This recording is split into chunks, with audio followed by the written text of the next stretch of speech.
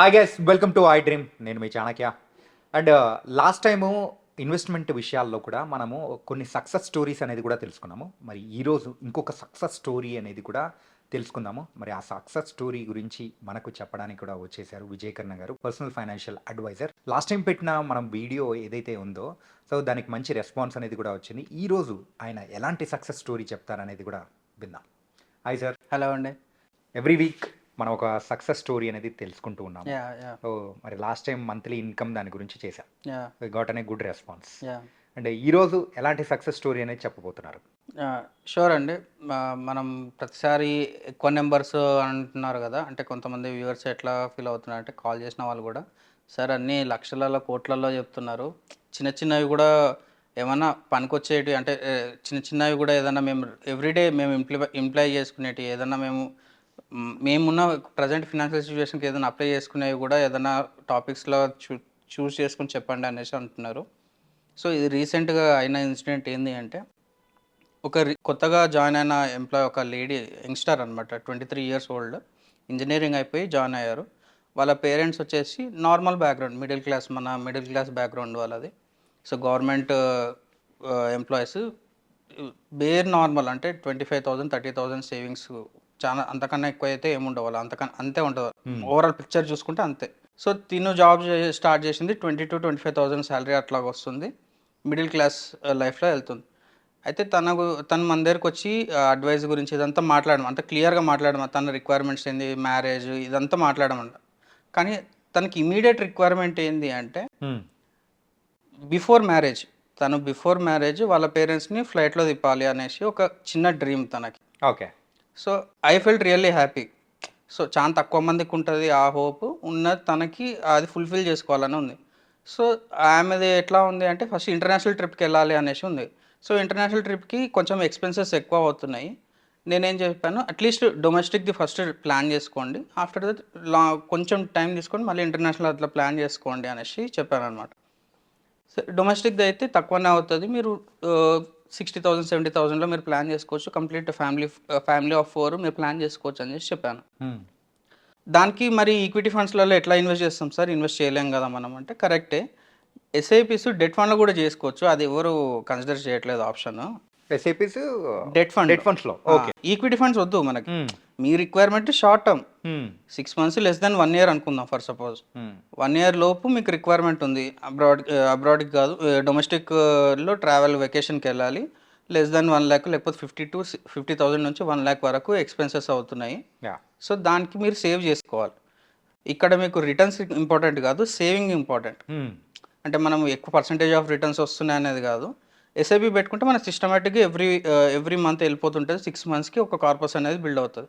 So తను అట్లా చేసుకోగలిగింది అనమాట.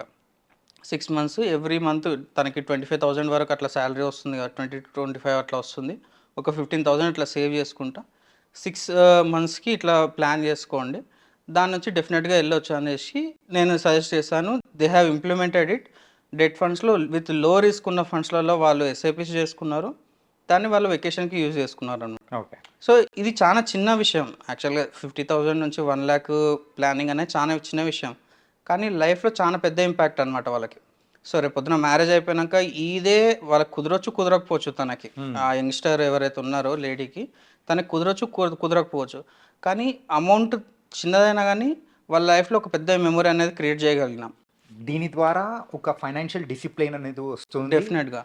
అండ్ అంటే ఆ అమ్మాయి విషయంలో యూజువల్గా వాళ్ళ పేరెంట్స్ని ఒక ఇంటర్నేషనల్ ఫ్లైట్లో తిప్పాలి అని అనుకున్న దాని గురించి, అంటే ఇప్పుడు వేరే వాళ్ళ విషయాల్లో కూడా ఒక షార్ట్ టర్మ్ గోల్స్ అనేది కూడా ఉంటుంది. అవును. సో దానికి తగ్గట్టు ఈ ప్లాన్ అనేది కూడా ఇంప్లిమెంట్ చేయొచ్చు కదా. డెఫినెట్గా. ఇప్పుడు ఈరోజు డొమెస్టిక్ ట్రావెల్తోనే ఆగిపోయింది 6 monthsకి. సేమ్ ఏదో 15,000 డిసిప్లిన్ తను లాంగ్ రన్లో కొంచెం ఒక 2-3 years తను కంటిన్యూ చేస్తే డెఫినెట్గా ఇంటర్నేషనల్ ట్రిప్ కూడా వాళ్ళు వెకేషన్ కూడా వాళ్ళు ప్లాన్ చేసుకోవచ్చు. Okay. So life is nothing but taking out. అంటే మనం ఎంత సంపాదిస్తున్నాం, ఎంత ఖర్చు పెడుతున్నాం అనేది కాకపోతే ఎంత జీవిస్తున్నాం అనేది కూడా ఇంపార్టెంట్ కదా. సో మనకి లిమిటెడ్ టైం ఉంటుంది. ఇప్పుడు తన ఏజ్ గ్రూప్లో చూసుకుంటే 25-26 yearsకి మళ్ళీ మ్యారేజ్ అయిపోతుంది. తన తర్వాత సిచ్యువేషన్స్ ఎలా ఉంటుందో తెలియదు. తనకున్న ఈ తక్కువ టైంలో మ్యాక్సిమం దాన్ని ఎంజాయ్ చేయాలని చూస్తారు కాబట్టి ఈ type of plans will be suit, అంటే వాళ్ళకి డెఫినెట్గా సూట్ అవుతాయి. ప్రతిసారి మనం రిటర్న్స్ గురించే చూడొద్దు అనమాట. ఇన్వెస్ట్మెంట్ చేస్తున్నాం, కొన్ని దగ్గర అసలు దాని ఇంపాక్ట్ ఎట్లా ఉంటుంది, దేనికోసం చేస్తున్నాం మనం, హ్మ్. అసలు అది ఆ సిస్టంలో మనకి ఎక్కడ ఇంప్లిమెంట్ చేస్తున్నాము, అది మనకు సెట్ అవుతుందో సెట్ అవ్వట్లేదు. సో ఇదే ఎస్ఐపి మీరు ఈక్విటీ ఫండ్లో పెట్టుకుంటే మళ్ళీ అది వర్కౌట్ కాదు, యాహ్! ఎందుకంటే లెస్ దెన్ 1 ఇయర్ కాబట్టి. సో అట్లా ప్రతి రిక్వైర్మెంట్కి డిఫరెంట్ ఫండ్స్, ప్రతి రిక్వైర్మెంట్కి డిఫరెంట్ అప్రోచ్ అనేది ఇంపార్టెంట్ అనమాట. ఈ ఫండ్స్ అనేది మీరు చెప్పినట్టు ఎస్ఏపిలో డెట్ ఫండ్స్‌లో మనం చేసామంటే షార్ట్ టర్మ్ గోల్స్‌కి అది చాలా బాగా ఉపయోగపడుతుందా?